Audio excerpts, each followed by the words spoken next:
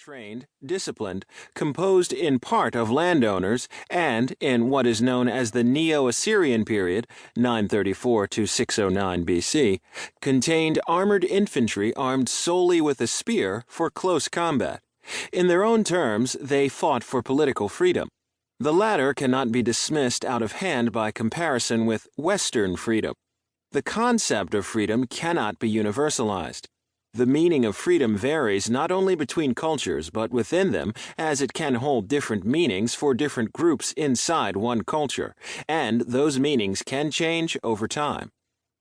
It is far from clear that the classical cultures were as distinctive in their war-making as they liked to believe. In the 1920s, an archaeological excavation of a tiny bog at Hjortspring on the island of Als in Denmark uncovered a magnificent boat and weaponry. The finds were probably deposited in the bog about 350 BC as a gift to the gods.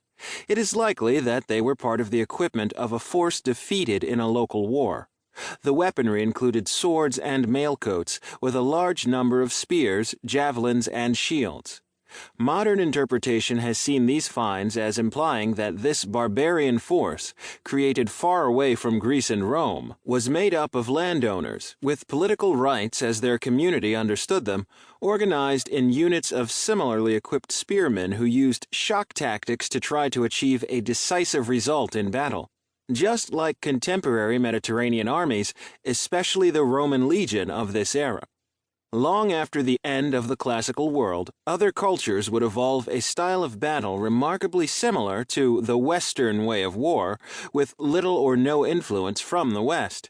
As we will see, in the early 19th century in southern Africa, the Zulus changed their military organization, tactics, and equipment to create an open, pitched battle fought hand-to-hand by infantry, the aim of which was a decisive result.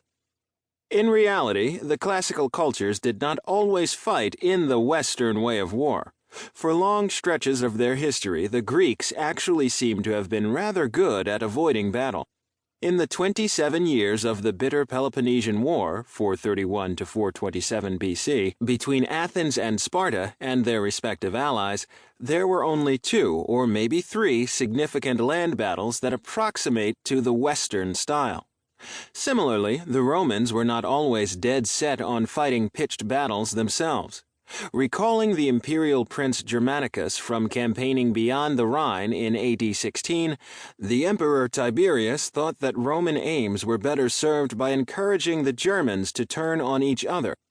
In 48 BC, when the civil war between Julius Caesar and Pompey came to Dyrrhachium in Greece, the initial attempt to produce a result was through field fortifications rather than open battle. In AD 83, at the Battle of Mons Graupius, the general Agricola drew up his army to fight the Caledonians with his auxiliaries in the front line and his Roman citizen troops to the rear. Writing this up, his son-in-law Tacitus claimed that the victory would be vastly more glorious if no Roman blood were shed.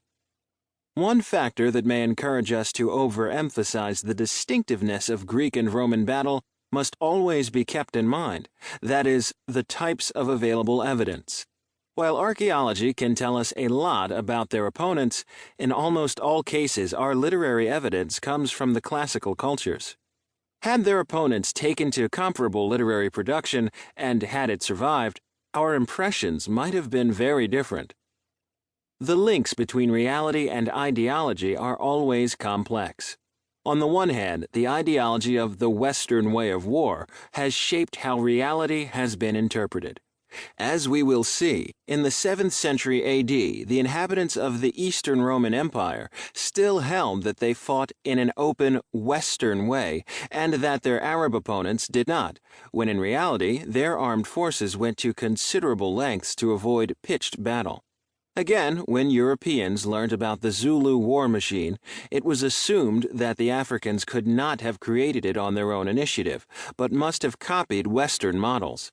On the other hand, the ideology can mold reality. There may have been few land battles in the Peloponnesian War, but in the opening years of the conflict, the ideology meant that the Spartans marched into Athenian territory expecting to fight. If Tiberius had judged that there was the possibility that a decisive battle could have been fought